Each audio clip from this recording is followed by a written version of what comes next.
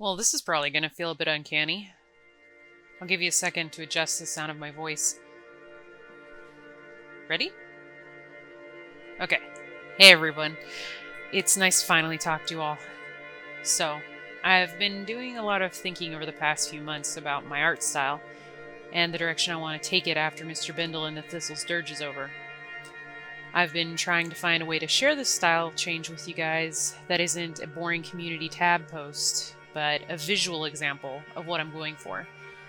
But I was struggling to come up with a topic or something to do that on. That was until November 8th, when I ran across an Instagram illustration contest called The 100 Deaths of Peck.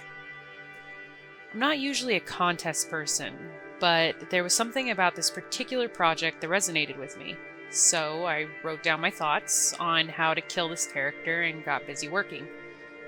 At first I had no intentions of recording the process, so forgive me for the massive leap in progress.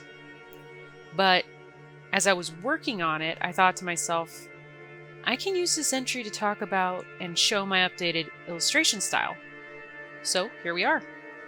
To start, I just want to talk a bit about the competition and the pipeline I used for this project, and then I'm going to tell you all about what I changed with regards to my style and what I will be implementing going forward. The 100 Deaths of Peck is an ongoing project by Wampe Arroyo, a director, story artist, and writer at The Line, a British animation studio. There's a video that he posted on his Instagram, the link will be in the description, where he gives his pitch to the Weird Market Festival in Spain. Essentially what I got from his pitch is following your dreams, in Peck's case becoming the champion of all orcs and killing himself over and over again to do it, worth all of the pain involved. This message really resonated with me as an artist and reflected the struggle, however exaggerated, that anyone has when trying to achieve their dreams. So, how did I choose to kill Peck? While sticking with my brand of surreal fairy tales, I came up with the following scenario. So here's my storyboard. So what we have at the start is Peck has entered this enchanted forest where he stumbles across a unicorn statue embedded in a tree. Curious and knowing what will probably happen, he reaches out to touch the unicorn's horn, and when he does, his body is transformed into a potato head that will be sold off with the other apples for 10 cents. Now, to talk about my overall production pipeline and what I will be changing going forward. Here is my very basic production pipeline. This is going to be really brief, but I'll go into more detail in future project videos. Step 1, writing. My stories will focus even more on surreal fairy tale / folktale scripts. This is always done before I start any pre-production work. Step 2, rough storyboards. This will be focused on basic blocking and staging. I don't even have to have the character designs done at this point. My goal is to keep it simple and focus on creating an atmosphere and mood for my characters to be in. Step 3, character design. This will focus on concept art, turnarounds, height charts, color keys, select pose sheets, and I'll hopefully be able to get out some animation loops going forward in future projects as well. Step 4 is world design. This will focus on visual development of the world that the character will be in, and will allow me to test out color palettes, lighting, etc. Step 5 is cleaned up storyboards. This is where I'll actually go in and clean up the storyboards with good pencil drawings. This will be done in conjunction with Step 6, which is the color and lighting scripts. This is where I will nail down the rough color and lighting for the projects I'm working on. Step 7 deals with layouts. This is where I will paint all the backgrounds to match Step 5 and Step 6's directions. Step 8 will deal with character and prop inking and coloring. This is where I will ink and color my characters and anything my characters will be interacting with in the scenes. Step 9 is lighting and effects. This is where I will add any boosts to lighting or add special effects like dust to the piece. Step 10 is the final step in this process, and it will focus on post-processing, where I finish doing all of the color grading, texturing, etc. Each of these steps will go from A to Z before they progress to the next step. So with that, you know how my future videos and projects will progress.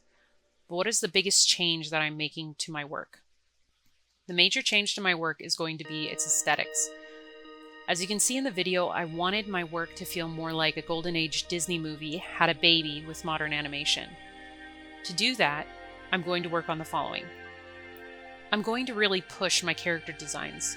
I've always been inspired by rubber hose animation, children's book illustrations, and thin line animation. And though I've been happy with my designs so far, I think I can push them even more. One of the other goals that I have going forward is to mimic that 2D cell animation look of the past, which means having less varied line widths, adding cell shading, using cell cast shadows, no paper texture on the cell, and anything the character will interact with will also be treated like a cell. I will also be adding more paper cutout elements as well to my pieces. This is kind of an homage to stop motion animation. The next thing I'm going to be working on is painted backgrounds. So far I've been doing a lot of inked backgrounds, but I'm changing that going forward. Just like with Disney animation, I'm going to paint all of my layouts, which is what I did with this piece. I started off with a detailed drawing indicating lights and shadows, which is what Disney layout artists would have done in the past for painting direction. I then painted it using a limited Zorn palette, which was based on my own color key preferences. It wasn't what they used. I'll leave a link to the one I used in the description. I got it from the Clip Assets store, so you guys can check that out if you want to use it too. Additionally, behind the scenes, I've been practicing my background painting and studying layouts from the Disney Golden Age to learn how to simplify, stage, and block engaging fairy tale inspired scenes. I plan on doing more studies, which I will bring to you all when I can. I hope in doing this, I'll grow this aesthetic even more. Lastly, and probably the biggest change, is post-processing. The finishing look I'm trying to achieve is a blend of Technicolor movie meets CRT TV from the 80s and 90s.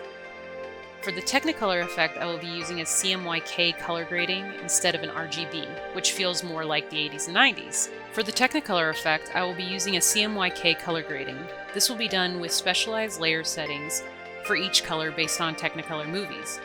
I'll talk about all of this in more detail in future videos. I will also slightly aberrate the colors to give that CRT TV effect. For texturing, I will be adding paper textures to the layouts to make it hopefully look more hand-done. This paper texture will not be used on the character cells, and as a finishing texture, I will add a TV noise to the overall piece. And that's it! I hope you all enjoyed this extra long chat.